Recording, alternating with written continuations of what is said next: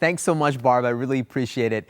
And listen, I've been having a ton of fun here on day one talking about innovation. And I thought it would be a really good idea for us to get a little bit more tactical, a little bit more actionable around how we can infuse innovation in what we do. And I call this whole idea the innovation brain. I know I teased it this morning, but I want to dive deeper into this. But you know what? I'm getting kind of tired of this theater, so I want you to follow me. And let's get a little bit more intimate. Come on.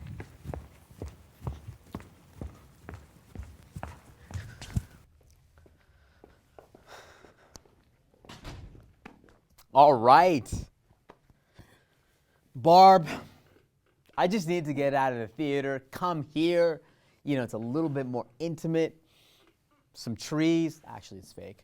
But I want to sit down with you to talk a little bit more about innovation, get more tactical and actionable. And this is a deep dive of how I advise organizations on innovation and give you a little bit of a framework. This innovation brain that I talked about is really taking a step back and taking a look at innovation from a holistic perspective. You know, the thing people get wrong about innovation is they often think about innovation as just like a product or technology, when it's a lot more than that. And the innovation brain actually doesn't emphasize product or technology. It's all about thinking about the other aspects around innovation.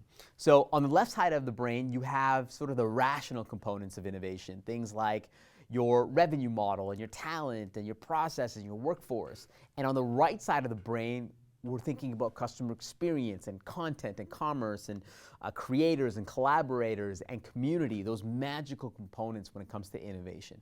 And once you come with me, I'm going to show you this framework in action. So you think about the brain, and on the left side of the brain, you have your revenue. Different ways of how can you experiment with new ways of creating, whether subscription or scarcity and whatnot. Your processes, what are different ways of doing things faster or more efficiently or better? Your talent, how can I align my workforce in new ways? How do I work with my talent in better ways? Also, you have your channels. How do I deliver my products or services or information in new ways? And that ultimately creates value. You have customer experience that we've talked about during my keynote. We talked about this idea of the integration between content, which is so important today, and commerce. And the lines between this are converging. You also have collaborations and creators. How do we work with individuals and how do we work with new joint ventures and alliances? And then ultimately you have community. By the way, you see the QR code right below me here? What this is going to do, it's going to unlock a document that gives you hundreds of different tactics of how to go off and innovate in each of these different categories. And that's really helpful. I call it the Innovation Bible, and it breaks down what the innovation brain is all about. And so these are the different ways of innovating. And by the way, you have product and technology right over here.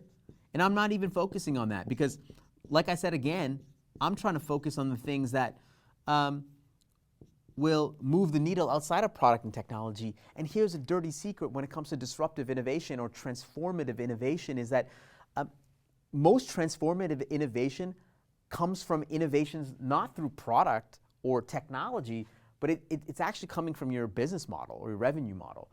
And so you can actually get innovation from different areas in your organization, and this is what it shows. And here's the beautiful thing when it comes to innovation, is that once you start innovating in one of these different areas, not only are you going to inspire other people within these areas to go off and innovate, but you're going to inspire other people across the organization to innovate in their own areas. What you're ultimately doing is creating a flywheel effect when it comes to innovation. More and more people in the organization are going to start innovating. You're going to create momentum. You're going to create this culture of innovation. And here is the byproduct when it comes to innovation.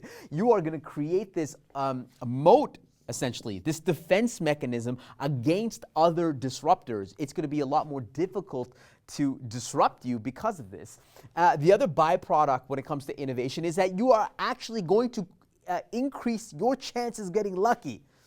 Let me repeat, you're going to increase your chances of getting lucky. Why? Well, the more that you try to create value in new ways, you're going to push people outside of their comfort zone. You're going to connect with people that you've never connected to before. You're going to push your talent and unlock a new potential for them. And the reality is you're not going to know what you're going to find, and it's going to be beautiful.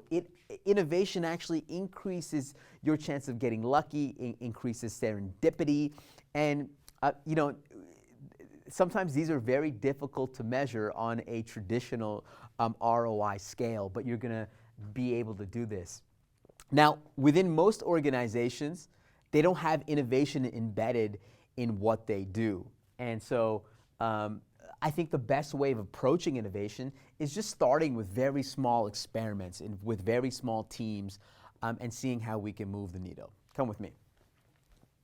The other thing that I want to mention when it comes to innovation, and this might be controversial, this might be blasphemous.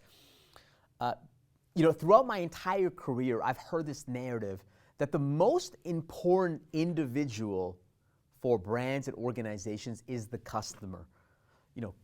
A customer experience, voice of the customer, customer design, customer is the boss, or customer is king. And I've believed this entire narrative for decades. And finally, I don't believe it anymore. I don't believe it anymore. Technology's on an exponential scale. You have competitors coming out of nowhere because industry lines are blurring. And so I don't believe the customer is the most important thing or should be at the center of every organization. I believe what should be at the center of organizations, instead of being customer-centric, I believe that we should be innovation-centric, because here's the whole thing. When you start innovating in your customer experience, obviously you're going to create a more magical, meaningful, and memorable experience for your customers. When you are innovation-centric, you will ultimately attract better talent. You're going to be able to retain your talent in better ways. When you are innovation-centric, you're going to be able to attract more partners and work with your partners in new ways. Innovation should be at the center of what we do. And I've heard this narrative throughout my entire career that the customer is the boss. Well, actually, disruption is the boss.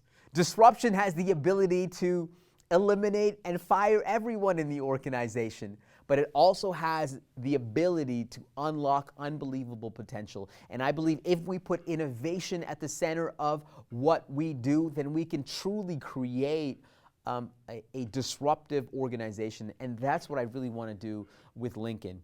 And I know we have some unbelievable sessions coming up. And Barb, I can't wait to get into it. So I'm going to pass it back to you.